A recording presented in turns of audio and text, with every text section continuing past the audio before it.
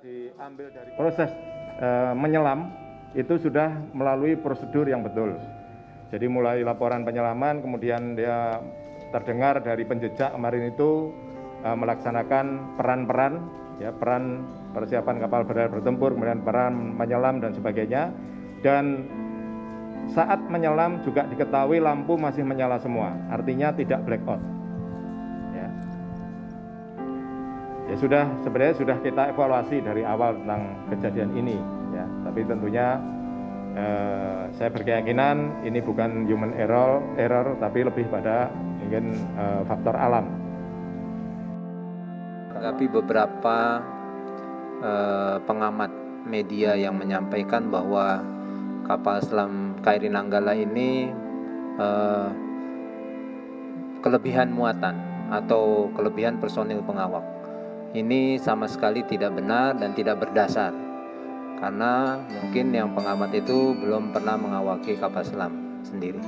Jadi berbagai operasi kita lakukan, itu kita biasanya membawa 50 personil.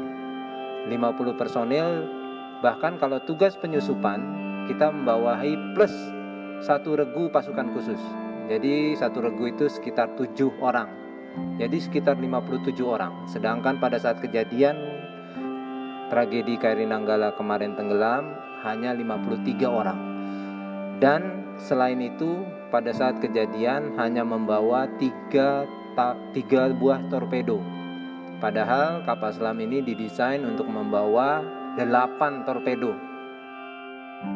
Apakah si blackout itu? Ada beberapa macam penyebab. Tapi yang pernah saya alami adalah itu jam 12 malam. Jam 12 malam. Blackout, saya sedang istirahat di lantai 3. Maksudnya lantai 3 itu karena tempatnya tidurnya adalah begini-begini, saya yang nomor 3. Saya langsung lompat.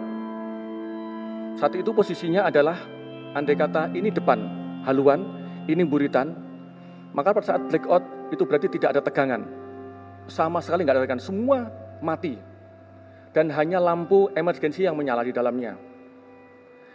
Posisinya adalah yang belakang ini langsung turun.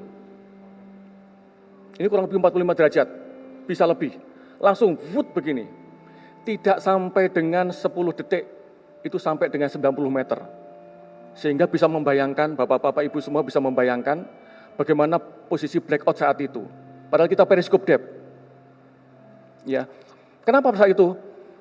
Kemudian saat itu karena bahasan saat itu masih ada bahasa Jerman, sehingga komandan kapal KKM itu memerintahkan Aleman Voraus. Apa Aleman Voraus? Kita semuanya berangkat ke depan. Tapi karena 45 derajat ini, maka kita merangkak. Di lorong itu kita merangkak. Ini mohon maaf, ini saya masih merinding semua karena saya mengalaminya. Merangkak, megang itu, pintu-pintu itu sampai ke depan. Yang dilaksanakan oleh KKM adalah menghembus tangki pemberat pokok ini sama tangki tahan tekan, sehingga kapalnya bergerak naik. Apa masalahnya?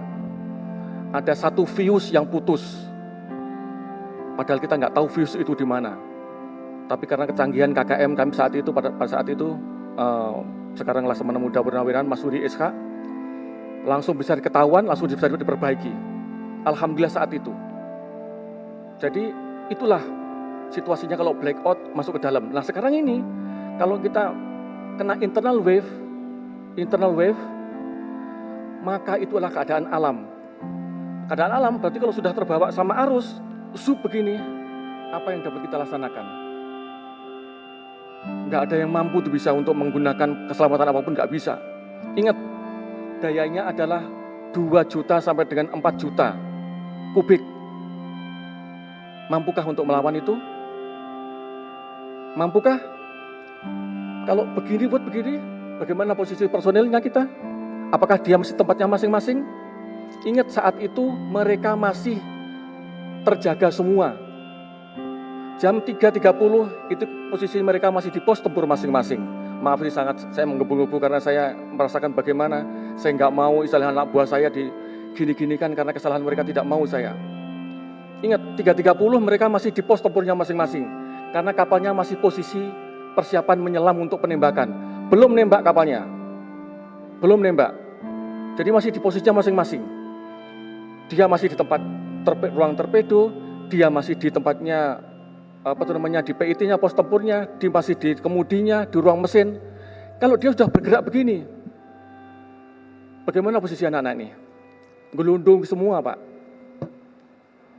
Gelundung semua, semuanya pasti akan terbawa sini. Cepatkah untuk bisa melaksanakan? Saat itu kalau mesin dia menghembus TPP atau menghembus tangki tahan tekan, sampai seberapa kuat untuk menahan internal solitary wave ini yang diakibatkan, segitu besarnya.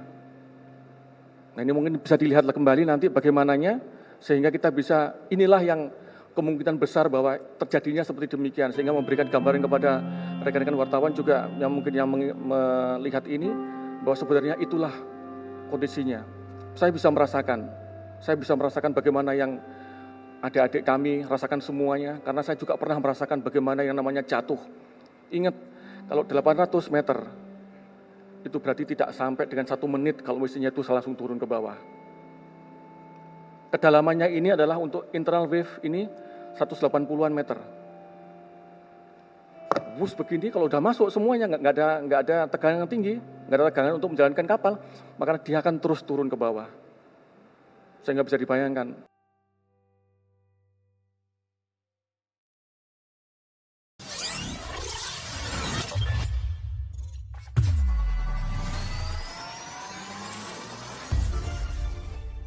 Peristiwa blackout adalah hal yang paling menakutkan bagi prajurit yang sedang bertugas di dalam kapal selam.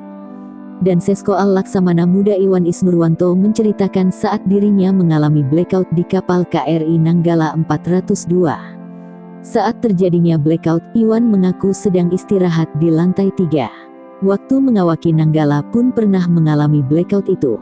Jam 12 malam, blackout saya sedang istirahat di lantai 3. Saya langsung lompat. Ia menceritakan, saat blackout terjadi, hanya lampu emergensi yang menyala, semuanya mati. Tak hanya itu, ia menambahkan bagian belakang kapal pun juga turun hingga kemiringan 45 derajat.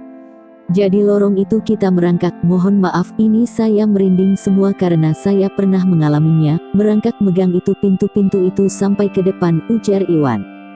Posisinya adalah yang belakang ini langsung turun sampai kemiringan 45 derajat bisa lebih langsung turun, begini, tidak sampai dengan 10 detik itu turun, sampai dengan 90 meter.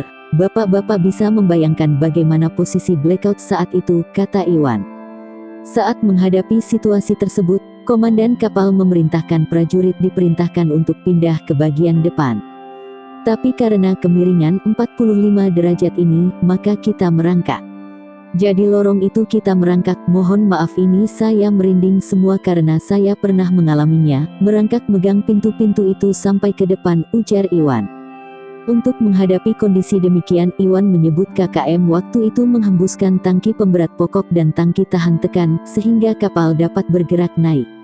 Yang dilaksanakan oleh KKM adalah menghembus tangki pemberat pokok ini sampai tangki tahan tekan, sehingga kapalnya bergerak naik. Apa masalahnya? Ada satu fuse yang putus, padahal kita enggak tahu fuse itu di mana. Tapi karena kecanggihan KKM pada saat itu, langsung bisa ketahuan, langsung bisa diperbaiki. Alhamdulillah saat itu, kata Iwan.